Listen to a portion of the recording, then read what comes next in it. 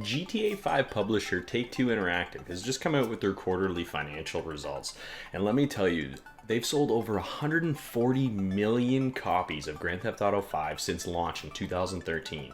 And 2020 was their biggest year other than the original launch year 2013 for people buying the game, which is absolutely insane. That's 7 years after the original launch of the game, you've still got more and more people joining this online community. And as someone that's played a ton of Grand Theft Auto Online, there's so much to do and they don't stop adding to this game.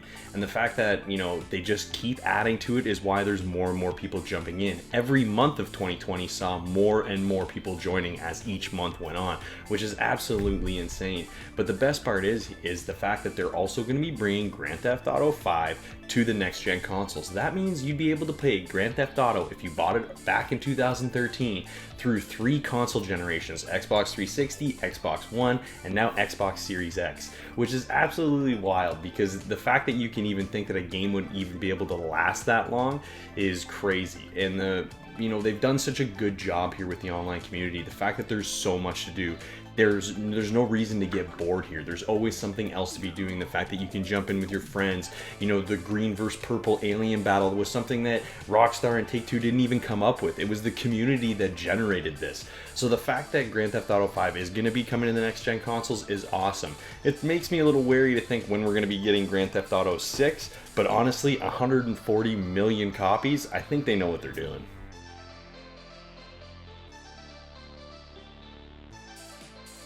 The Last of Us is making its rounds around social media all over again because HBO's production has confirmed that Pedro Pascal and Bella Ramsey will both be joining the project. This is super exciting because Pedro, of course, comes from The Mandalorian, and Bella is known as a young Mormont in Game of Thrones. We don't know too much about this series so far, but having these characters cast as Joel and Ellie certainly makes this seem like it's gonna be another smash hit for HBO.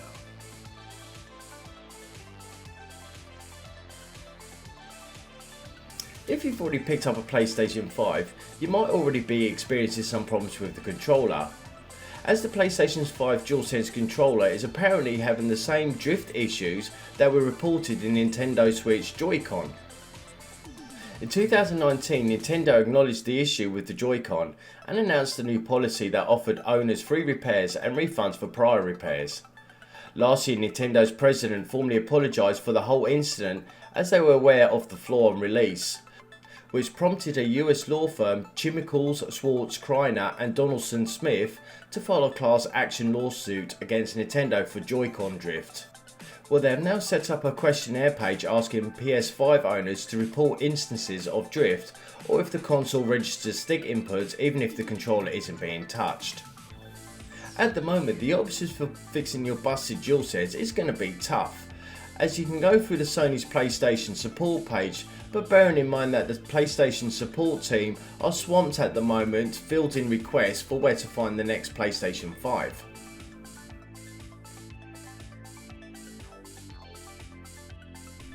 Alright, we got big news come from Ubisoft, and this is in regards to Rainbow Six Siege. They've hit over 70 million players. Now this game, it came back out in late 2015. So in 5 years, just a little bit longer than that, to have hit 70 million players, wow, this is incredible.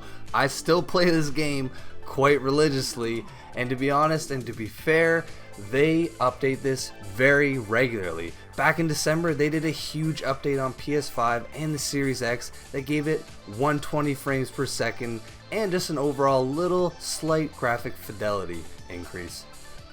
But enough talk about Rainbow Six Siege, because yes, that is exciting, but what about this Rainbow Six Quarantine game? Yeah, we haven't heard much about this for a while, and we finally got some news. It is, in fact, delayed. What a shocker, just like most big games nowadays.